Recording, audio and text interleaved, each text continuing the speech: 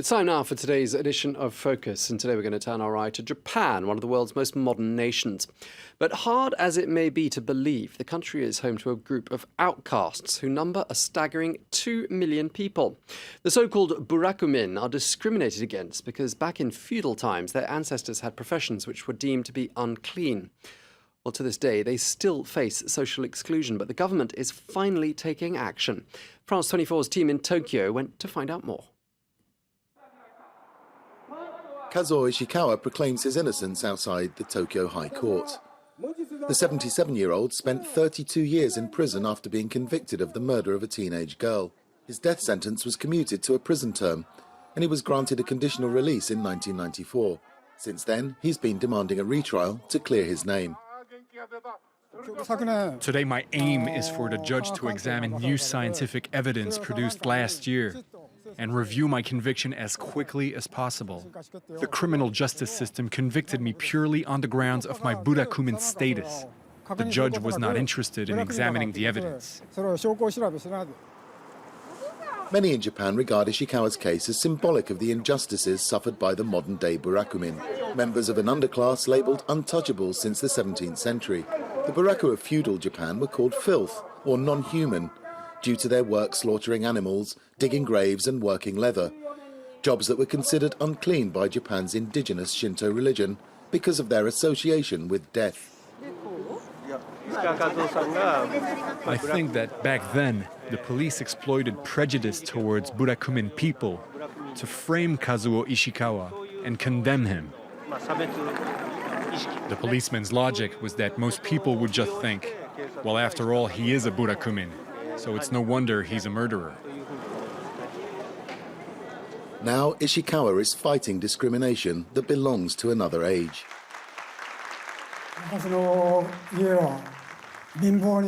I grew up in a very poor family of burakumin.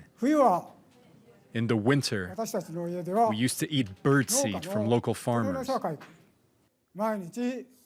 I was framed for murder simply because I came from a burakumin neighborhood. The burakumin of feudal times was spread across 6,000 hamlets throughout Japan. The surviving hamlets still have a bad reputation even today. People usually do not want to live in burakumin neighborhoods. They're worried that they will be mistaken for burakumin themselves and experience problems in their lives. It is, I believe, a form of discrimination. As a burakumin, YUKIHIRO Matsushima has spent the last 15 years monitoring hate-filled messages targeting his community in northeast Tokyo. In that time, he's found about 120 examples of discriminatory graffiti.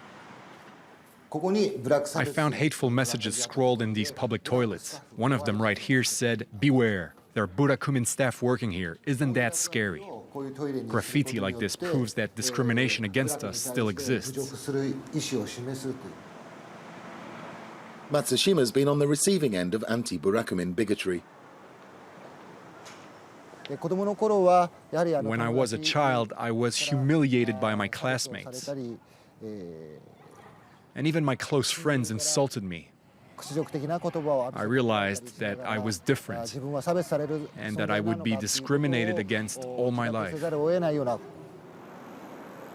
Discrimination is rife on the internet.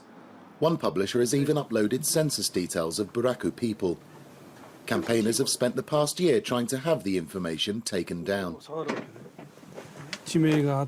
This here is a very detailed list with the addresses of individuals of burakumin ancestry. On this list, you also have the number of people living in each household and what jobs they do. People who suspect their prospective marriage partner is a burakumin could easily check this list. And if they do and realize that their partner is a burakumin, they might hesitate in going ahead with the marriage. Therefore, many marriages have been cancelled. Japan is finally trying to address the problem.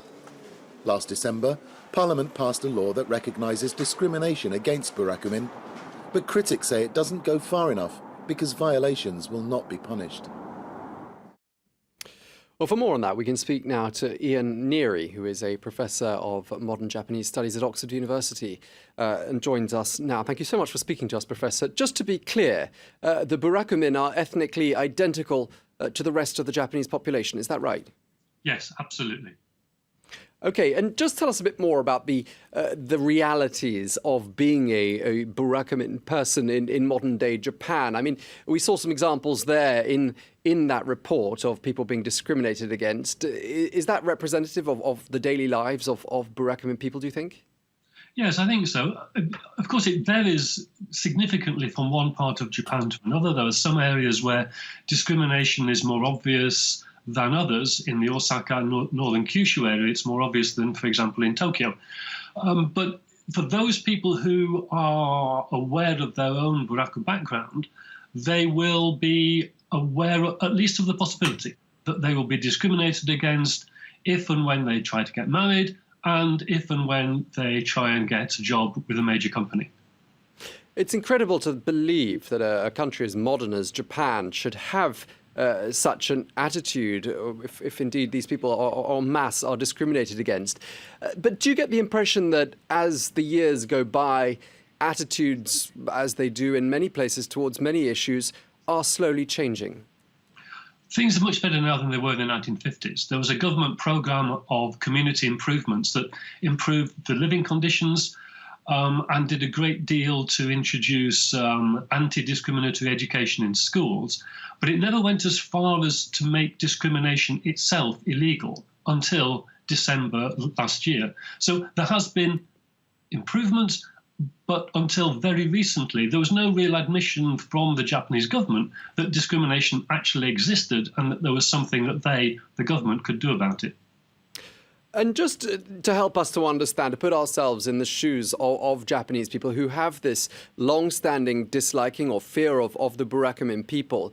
I mean, the Japanese are very superstitious people on the whole, are they not? And for example, purification rituals are very important. And these people, their ancestors at any rate, were associated with death, executioners, tanning, and butchers, and so on. So do you think, that we need to try to understand maybe the culture of Japan in order to understand this form of discrimination?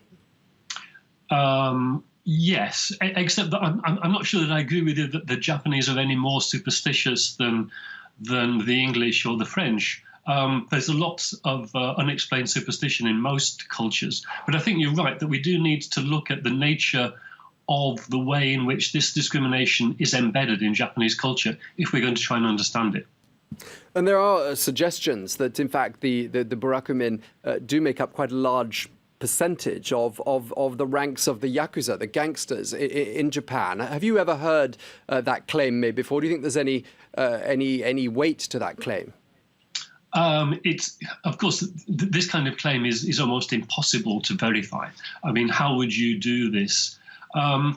Except that, I mean, it is the case that with all marginalized groups, that there are very few ways to escape from the margins except through organized protest or through other marginal activities, and criminal activities is one of them. But I don't think there's anything particularly unusual about the situation of the burakumin in that respect. Okay, well, it appears that times are changing, and thankfully attitudes are changing, as you say, slowly. But thank you very much indeed for sharing that with us. Professor Ian Neary at Oxford University, thank you very much again. Thank you. Well, that's it from me. I'll be back at the top of the hour with the top